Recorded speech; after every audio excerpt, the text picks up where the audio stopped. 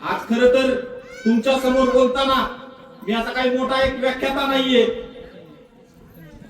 की तुम्हाला काहीतरी मार्गदर्शन करणार आहे, परंतु कधीतरी रस्त्याने जात असताना 16 वर्षाचं पोरग दारू पिऊन पडलेलं बघितल्यानंतर डोक्यात एक वेगळा विचार येतो आणि अंगातलं रक्त सळसळ करतं. कधीतरी 16 वर्षाची तरुणी 18 वर्ष ज्या आई बापांनी सांभाळलं, लहानाचं मोठं केलं, त्याला सोडून जाताना प्रेमाच्या नावाखाली आई वडिलांना सोडून जाताना कुठंतरी अंगातलं रक्त सळसळतं आणि मग तरुणाईची व्यवस्था आणि अवस्था हा विषय तुमच्या समोर घेऊन मी येतोय. खरं तर आज समाजामध्ये समाजसेवक भरपूर झाले, प्रत्येक गावात आले समाजसेवक भरपूर झाले. आपण नेतृत्व कुणाकडे देतोय?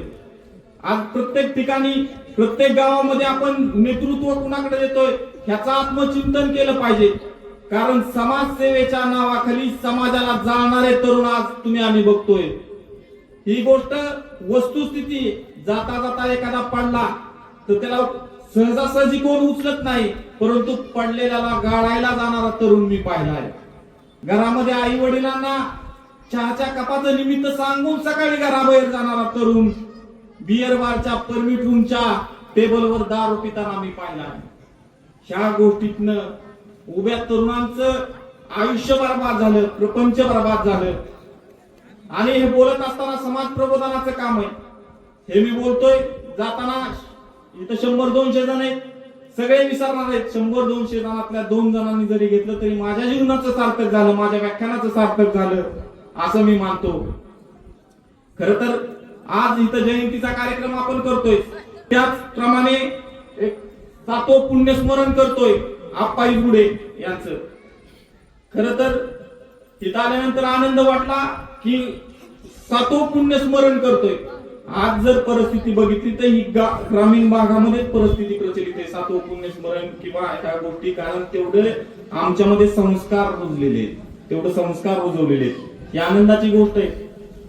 आम्ही शहरामध्ये वर्ष श्राद्ध तिथपर्यंत पूर्ण विराम, पुढचा विधीच करायला जाऊ नये म्हणून त्याच्यावरती काहीतरी पर्याय शोधलं जाऊ लागलं. मित्रांनो, त्यामध्ये आता बोलता बोलता चर्चा झाली, तर बसलेले शिक्षक पण भरपूर आहेत. 1-2 महिन्यापूर्वी नागपूरमध्ये घटना घडली. ही सगळ्यांच्या वाचनात आली असेल, ज्यांच्यापर्यंत पोहोचली नाही त्यांच्यापर्यंत मी सांगतो.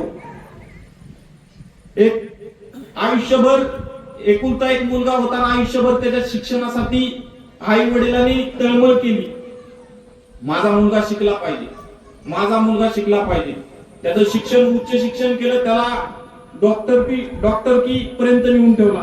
जॉब पुण्यामध्ये केला. जॉब पुण्यामध्ये करत असताना त्याला अमेरिकेची ओढ लागली आणि अमेरिकेला जायचं त्याने ठरवलं. पण अमेरिकेला जात असताना आई वडिलांना कसं कन्व्हिन्स करायचं, आई वडिलांना कसं सांगायचं. मग बसता बसता बोलता बोलता ग्रामीण भागात जशी चर्चा होती तशी त्यांची चर्चा झाली की मला चांगल्या पॅकेजची नोकरी अमेरिकेला लागली. मग अमेरिकेला जायचंय, काय करायचं. आई वडिलांचं स्वप्न असतं आमचा मुलगा अमेरिकेला चाललाय, आनंदाची गोष्ट आहे. सांगितलं ठीक आहे जा अमेरिकेला, पण त्या पडद्या मागचा पिक्चर बाकी होता. आई वडिलांना सांगितलं मी 6 महिन्याने तुम्हाला घेऊन जातो, तुम्ही इथंच थांबा. तुम्हाला मी 6 महिन्यांनी घेऊन जातो, तुम्ही इथंच थांबा. आई वडिला भोळे बापडे होते. आयुष्यभर त्या पोराच्या शिक्षणासाठी कष्ट केलं. आयुष्यभर त्या पोराच्या सर्व गोष्टी लाड पुरवले. आता काय 6 महिने तर राहायचे, 5-6 वर्ष बाहेरच राहिलेले. ठीक आहे म्हटले. मग एक काम करा म्हटले, आता तुम्ही पुण्याला शिफ्ट व्हा, वृद्धाश्रम चांगलं आहे. तुम्ही पुण्याला शिफ्ट व्हा, वृद्धाश्रम चांगलं आहे, तुमचं सगळी व्यवस्था तिथं होईल. तिथं बघायला तुमचं कोण आहे. मी पुण्याला असल्यामुळे 1 महिन्यातनं 15 दिवसातनं तिथे येत होतो. त्या मुलाने त्यांना वृद्धाश्रमात आणलं, वृद्धाश्रमात सोडलं. तो मुलगा अमेरिकेला निघून गेला. बरोबर सोबत त्याची जी डॉक्टर मैत्रीण होती तिला तो घेऊन गेला. 3 महिने आई वडिलांचा आणि मुलाचं कॉन्टॅक्ट राहिलं, काय झालंय काय नाही. नंतर 5व्या महिन्याच्या वेळेस कधी दुर्मिळ कॉन्टॅक्ट होऊ लागलं. आणि 5व्या महिन्यामध्ये विचारलं, बाळा तू पुढच्या महिन्यात आम्हाला घ्यायला येणार आहे ना? तेव्हापासून त्या मुलाने आई वडिलांशी बोलणं सोडलं, फक्त वृद्धाश्रम प्रशासनाशीच बोलणं चालू ठेवलं. वडिलांनी धसका घेतला, आयुष्यभर सगळं कमवलेलं पोराला दिलं, सगळे लाड पोराचे पुरवले.